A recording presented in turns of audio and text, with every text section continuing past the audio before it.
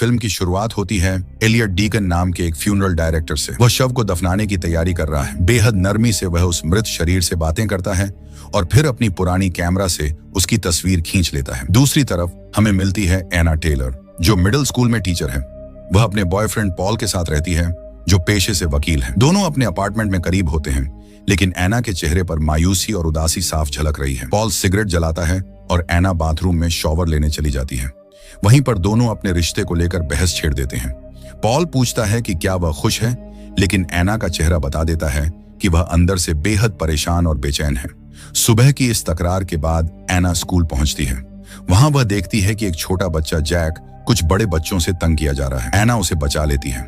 Jack अपनी class में रखे एक छोटे चूजे के बारे में पूछता है और डरते हुए कहता है कि शायद वो मर गया है। एना उसे समझाती है कि वो मरा नहीं है, बस डर गया है।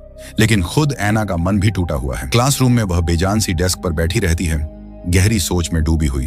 वह दवाइयां खाती है और अपने दिन को खींचती रहती है। शाम को जब वह स्कूल से निकल रही होती है तो अचानक उसे अजीब एहसास होता है। गलियारे की बत्तियां एक एक करके बंद होने लगती हैं। पूरा कॉरिडोर अंधेरे में डूब जाता है और एना डर के मारे चीखने ही वाली होती है कि तभी छोटा जैक वहां आ जाता है और लाइट्स वापस जला देता है। एना चैन की सांस लेती है और दोनों साथ बाहर निकलते हैं। बाहर एना उसे बताती है कि वह अपने पुराने पियानो टीचर की फ्यूनरल में जा रही है। जैक भी चलने की जिद करता है, लेकिन एना कहती है कि ऐसे मौके बच्चों के लिए नहीं होते। एना वहां से निकलती है और दवा खरीदने फार्मेसी पहुंचती है। वहीं पास एक हेयर सैलून देखती है और अचानक अपने बाल लाल रंग में डाई करवा लेती है। इसके बाद वह फ्यूनरल पर पहुंचती है। वहां वही एलियट खड़ा है और शव के पास खामोशी से बातें कर रहा है। एना अपने टीचर के शरीर को देखती है और थोड़ी देर के लिए उसे लगता है जैसे वह सांस ले रहा हो। घबराकर वह वहां से बाहर चली जाती है, लेकिन एलियट खिड़की से उसे घूरता रहता है। उस रात पॉल और एना डिनर डेट पर जाते हैं। पॉल उसके लिए एक सरप्राइज लेकर आया है, शादी का प्रपोजल। लेकिन बात बिगड़ जाती है। पॉल महंगी वाइन लाता है और एना सोचती है कि वह शायद उससे रिश्ता तोड़ने वाला है। दोनों के बीच फिर से बहस छिड़ जाती है और पॉल प्रपोज करने का मौका ही खो देता है। गुस्से में वह एना को उसकी मानसिक रूप से बीमार माँ जैसी कह देता है। अन्ना कार में बैठती है, तेज म्यूजिक बजाती है और बरसाती रात में गाड़ी दौड़ाने लगती है। तनाव में वह सही से गाड़ी नहीं चला रही होती और फोन मिलाते समय ट्रक से टकरा जाती है। इसके बाद अचानक हमें दिखता है कि एना एक अजनबी जगह पर है। एलियट के फ्यूनरल होम के बेसमेंट में एक ठंडी धातु की टेबल पर लेटी हुई। उसके सिर पर चोट के निशान हैं और उसने लाल ड्रेस पहनी है। एलियट उसके पास आता है और उसके कपड़े काटने ही वाला होता है कि तभी एना होश में आ जाती है। एलियट उसे बताता है कि वह कार एक्सीडेंट में मर चुकी है और अब सिर्फ उसकी आत्मा है। एना उस पर विश्वास नहीं करती, लेकिन एलियट उसे एक डेथ सर्टिफिकेट दिखाता है। एना डर जाती है और भागना चाहती है, लेकिन उसका शरीर बिल्कुल सुन्न है। एलियट मुस्कुराकर कहता है, हर कोई पहले यही सोचता है कि वो जिंदा है और फिर लाइट बंद करके उसे अंधेरे में छोड़ देता है। एना खुद से कहती रहती है, ये बस एक बुरा सपना है, जाग जाओ, जाग जाओ। इधर दूसरी तरफ पॉल घर में उठता है और देखता है कि एना गायब है। उसे पिछली रात की लड़ाई पर पछतावा होता है। वह उसे कॉल करता है, लेकिन फोन अब एलियट के पास है। एलियट कॉल को अनदेखा कर देता है और एना का फोन एक पेपर बैग में डाल देता है। वह एक पुरानी अलमारी खोलता है जिसमें ऐसे कई बैग रखे हुए हैं। फिर वह दीवार पर एना के पियानो टीचर की तस्वीर लगाता है और उससे बातें करने लगता है। उधर पॉल स्कूल पहुंचकर एना को ढूंढता है, लेकिन वो वहां नहीं होती। अंत में वह उसकी माँ के पास जाता है। एना की माँ ठंडे लहजे में कहती है, तुम्हारी वजह से मेरी बेटी मर गई। पॉल अपनी आंखों में आंसू लिए खड़ा है। एना की ठंडी और बेरहम माँ उसे ताने मारती है, मुझे तो तुम कभी पसंद ही नहीं आए। ये सुनकर पॉल टूट जाता है। इसी बीच दूसरी तरफ एना अभी भी यकीन नहीं कर पा रही कि वो मर चुकी है। एलियट उसके माथे की गहरी चोट को सी रहा होता है। एना बार बार उससे रहम की भीख मांगती है, लेकिन एलियट उसे समझाता है कि अब सब खत्म हो चुका है। वह उसकी गर्दन में पीला सा तरल इंजेक्ट करता है और एना बेहोशी में चली जाती है। तभी दरवाजे की घंटी बजती है। एलियट ऊपर जाकर देखता है ये एना की माँ है। वह अपनी बेटी के शव को देखकर भी आंसू नहीं बहाती, उल्टा वह उसे कोसती है कि उसने अपनी माँ को अकेला छोड़ दिया। जाते जाते बस एक आखिरी ख्वाहिश रखती है, इसके बालों का रंग बदलकर वापस काला कर देना। उधर जैक अखबार से एना के एक्सीडेंट की कटिंग निकाल कर संभाल रहा है। उसकी माँ सामने टीवी पर खाली निगाहों से देख रही है, मानो जिंदा होकर भी मरी हुई हो। जैक उससे कहता है कि उसे स्कूल से लेने आना, लेकिन उसकी माँ कोई प्रतिक्रिया ही नहीं देती। वहीं फ्यूनरल होम के बेसमेंट में एना को होश आता है। इस बार वह देखती है कि उसका शरीर हिल सकता है। वह अपनी नब्ज टटोलती है, खुद को छुटकी काटती है और सबूत ढूंढने लगती है कि कहीं वह सच में जिंदा तो है। घबराकर वह टेबल से उठती है और फोन करने की कोशिश करती है, लेकिन फोन पहले से ही बिजी है क्योंकि ऊपर एलियट उसी पर उसकी फ्यूनरल की डिटेल्स कंफर्म कर रहा होता है। एना चीख चीख कर मदद मांगती है, लेकिन दरवाजा बंद है। ठीक उसी समय पॉल वहां पहुंचता है और एलियट से अपनी गर्लफ्रेंड का शरीर देखने की जिद करता है, पर एलियट मना कर देता है क्योंकि पॉल कानूनी तौर पर उसका पति नहीं है। दोनों में बहस होती है। एना बेसमेंट में पॉल की आवाज सुनती है और पूरी ताकत से चिल्लाती है, लेकिन उसकी आवाज पॉल तक नहीं पहुंचती। एलियट वापस बेसमेंट आता है और देखता है कि एना फर्श पर बैठी है। वह उससे पूछती है कि पॉल कहाँ है, लेकिन एलियट टाल मटोल करता है। उल्टा वह सवाल एना से ही पूछने लगता है, क्या तुमने कभी सच में पॉल से प्यार किया? और फिर समझाने लगता है कि अब उसे जीवित लोगों को छोड़ना होगा। एना जिद करती है कि वह जिंदा है, लेकिन एलियट चालाकी से उसे मानसिक खेलों में उलझा देता है। उधर पॉल पुलिस स्टेशन पहुंचता है। वकील होने के कारण पुलिस वाले उसे पहचानते हैं और उस पर ज्यादा शक नहीं करते। वह सोडा मशीन से ड्रिंक लेने का बहाना करता है और चुपके से उस कमरे में घुस जाता है जहां एक्सीडेंट की गाड़ियां खड़ी हैं। पॉल वहां एना की कार ढूंढ निकालता है। सीट पर बैठकर वह फूट फूट कर रो पड़ता है। कार की खिड़की के पास उसे खून से सना एक छोटा सा बॉबल हेड मिलता है। तभी उसे भ्रम होता है कि एना उसके पास खड़ी है। वह डर जाता है। इसी बीच उसका एक पुलिस दोस्त वहां आकर उसे संभालता है। पॉल वह बॉबल हेड उठा लेता है और घर लौट जाता है। इधर एना बेसमेंट का ताला खोलने के लिए चाकू का इस्तेमाल करने लगती है, लेकिन तभी उसकी नजर कमरे के कोने पर जाती है जहां एक और शव रखा है, बुजुर्ग औरत एम्स व्हाइट हॉल का। यह देखकर एना का दिल कांप उठता है। उसे और भी पक्का यकीन होने लगता है कि वह इस हालत में नहीं मरना चाहती। तभी एलियट कमरे में आता है। वह पहले थर्मामीटर एडजस्ट करता है और कमरे का तापमान और गिरा देता है। एना हिम्मत जुटाकर चाकू से उस पर हमला करने की कोशिश करती है, लेकिन एलियट बेहद ठंडे दिमाग से कहता है, अगर तुम सच में मरी हुई हो तो मुझे मारने में डर क्यों लग रहा है? एना का हाथ कांपने लगता है और वह वार नहीं कर पाती। एलियट खुद को मृतकों से बात करने वाला बताता है। वह कहता है कि उसका काम है आत्माओं को अगले सफर पर ले जाना। गुस्से में वह एना से चिल्लाकर पूछता है, जब तुम्हारी जिंदगी में कुछ खास था ही नहीं तो बार बार क्यों कहती हो कि तुम जिंदा हो? अन्ना टूट जाती है और फिर से ठंडी टेबल पर लेट जाती है। थोड़ी देर बाद उसे एक अजीब सपना आता है। वह देखती है कि एम्स व्हाइट हॉल अब काले कपड़ों में सामने खड़ी है और उसके बाल संवार रही हैं। वह कहती है, तुम अभी तैयार नहीं हो। तभी कमरे के कोने में एक लोहे का दरवाजा खुलता है। अन्ना डरते डरते उस अंधेरे दरवाजे की तरफ बढ़ती है और हाथ भीतर डालती है।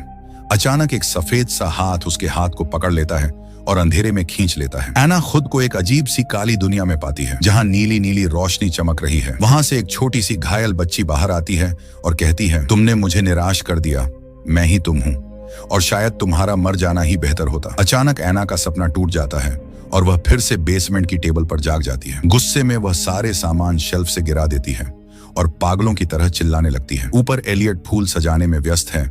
मिस व्हाइट हॉल के फ्यूनरल की तैयारी कर रहा है। तभी छोटा जैक उसके पास आता है और पूछता है, एना की फ्यूनरल कब होगी? एलियट छोटे जैक को देखता है, लेकिन उसे कुछ कहे बिना वहीं छोड़ देता है और सीधा बेसमेंट की ओर जाता है। वहां पहुंचकर वह देखता है कि चारों तरफ सामान बिखरा पड़ा है। गुस्से में वह एना पर चिल्लाता है, ये सब क्यों फेंका तुमने? लेकिन एना चुपचाप सदमे में बैठी रहती है, अपने ही मन से जूझते हुए, क्या मैं सच में मर चुकी हूँ या अब भी जिंदा हूँ? उधर पॉल अपने अपार्टमेंट में चेहरा धो रहा होता है कि अचानक उसे भ्रम होता है। वह देखता है कि एना उसके सामने खड़ी है, नग्न, खामोश। फिर धीरे धीरे वह अपना दिल सीने से निकालने लगती है। पॉल चीख मारता है और तभी उसकी नींद खुलती है, लेकिन असली डर अभी बाकी था।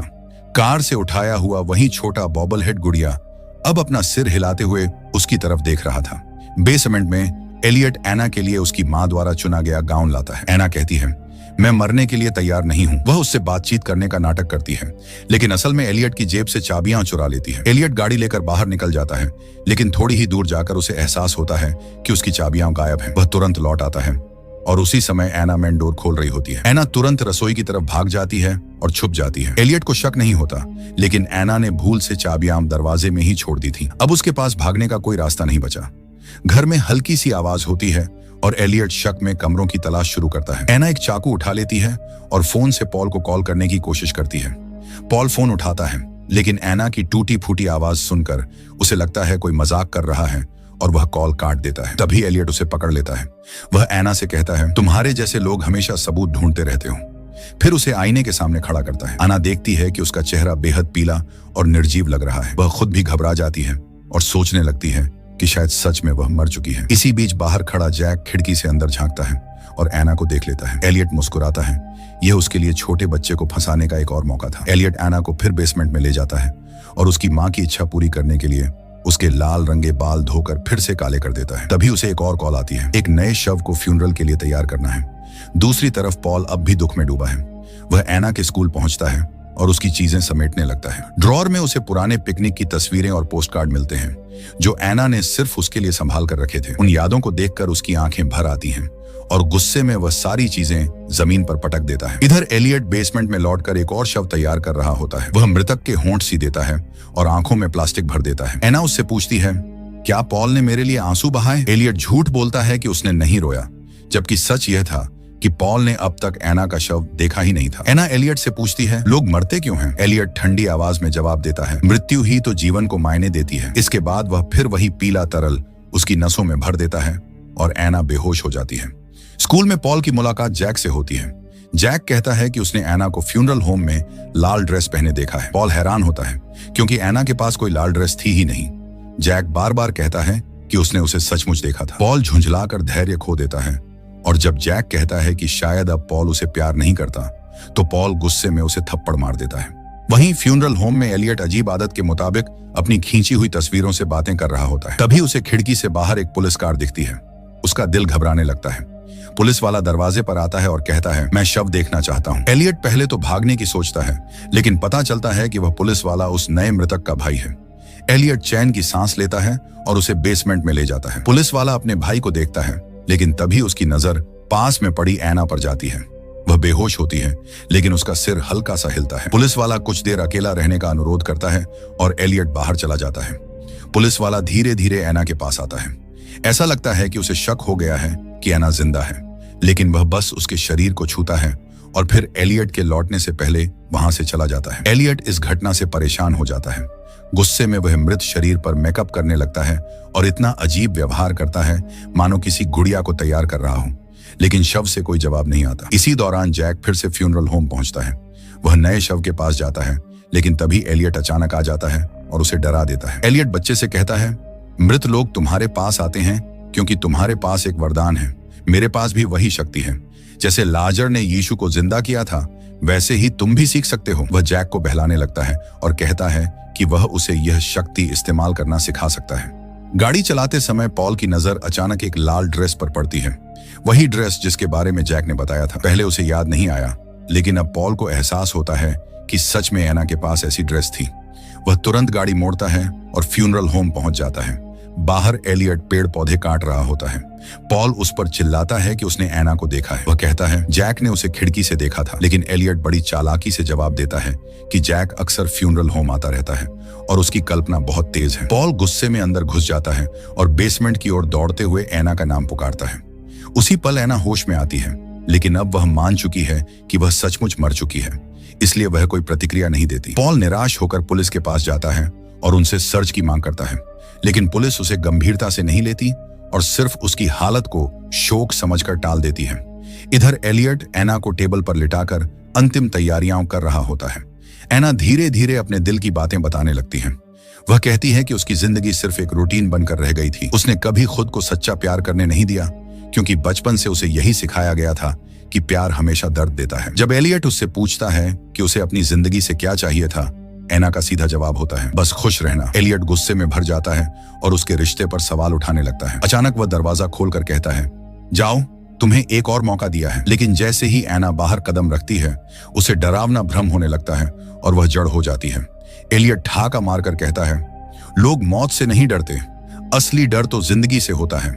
वह एना को फिर टेबल पर ले आता है और उसकी तैयारी पूरी करता है। बाद में कब्रिस्तान जाकर उसके लिए गड्ढा खोदना शुरू कर देता है। तभी छोटा जैक वहां पहुंच जाता है और कहता है कि वह भी यह कला सीखना चाहता है। एलियट उसे अपनी अजीब फिलॉसफी समझाता है। मैं उन लोगों को देख सकता हूं जो आधे अधूरे मर चुके हैं, वे लोग जो जीते जी भटकते हैं और दूसरों की जिंदगी भी दुखमय बना देते हैं। ये मेरी ड्यूटी है और अब तुम्हारी भी। अगली सुबह एना को ताबूत में बैठा दिया जाता है। इंजेक्शन देने से पहले वह आईना मांगती है।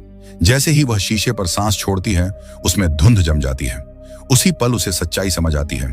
एलियट झूठ बोलता रहा था, वह अब भी जिंदा है। एना चिल्लाकर विरोध करती है, लेकिन एलियट उसे फिर दवा का इंजेक्शन देकर बेहोश कर देता है और उसकी तस्वीर खींच लेता है। फ्यूनरल के दिन सब लोग रो रहे होते हैं। एना की मां भी टूट जाती है। पॉल उसके पास आता है, उसकी ठंडी उंगलियों पर रिंग डालता है और आंसुओं में कहता है कि अब वह सचमुच मान लेता है एना चली गई है। एलियट जल्दी से ताबूत बंद कर देता है ताकि कोई शक न कर सके। जब सब लोग चले जाते हैं, एलियट उस तस्वीर को अपनी दीवार पर टांग देता है जहां पहले से ही सैकड़ों चेहरों का कलेक्शन है, सब लोग जिन्हें उसने छल से जिंदा दफना दिया था। उधर एना ताबूत के अंदर होश में आती है और जोर जोर से दरवाजा पीटते हुए मदद मांगती है, लेकिन बाहर कोई नहीं सुन पाता। फ्यूनरल डिनर में पॉल शराब पीकर बुरी तरह टूट चुका होता है। वह अब भी विश्वास नहीं कर पा रहा कि एना मर चुकी है। गुस्से में वह एलियट से सवाल करता है, लेकिन एलियट उसे दिलासा देने की बजाय चुनौती देता है, जाकर देख लो, अगर वह जिंदा है तो तुम्हारे पास बहुत कम समय बचा है। पॉल नशे में गाड़ी लेकर कब्रिस्तान की ओर दौड़ पड़ता है। उसी समय जैक अपने हाथ में एक छोटा सा चूजा लेकर उसे जिंदा दफन कर देता है और कहता है, तेरे लिए यही बेहतर है। कब्रिस्तान की ओर जाते हुए पॉल पूरी रफ्तार से गाड़ी चला रहा होता है। अना ताबूत में आखिरी सांसें गिन रही होती हैं। पीछे से एम्बुलेंस की लाइट चमकती है, लेकिन पॉल गाड़ी और तेज कर देता है। वहीं एलियट कार में बैठा जैक को साथ लिए क्लासिकल म्यूजिक सुन रहा होता है। बच्चा पूछता है, क्या सब खत्म हो गया? एलियट सिर हिलाकर हामी भर देता है। पॉल कब्र तक पहुंचता है, मिट्टी हटाता है और ताबूत खोलकर एना को बाहर निकालता है। वह उसे चूमता है और एना की आंखें खुल जाती हैं। लेकिन यह सब सिर्फ एक सपना था। असलियत में पॉल खुद एलियट के टेबल पर पड़ा होता है, खून से सना हुआ। एलियट उसे बताता है, तुम कब्रिस्तान तक पहुंचे ही नहीं, रास्ते में कार एक्सीडेंट हो गया। पॉल चिल्लाता है कि वह जिंदा है, लेकिन तभी छोटा जैक भी कमरे में आकर सब देखता है। अंत में एलियट उसे भी वही इंजेक्शन देता है और पॉल की चीखों के बीच कहानी खत्म हो जाती है।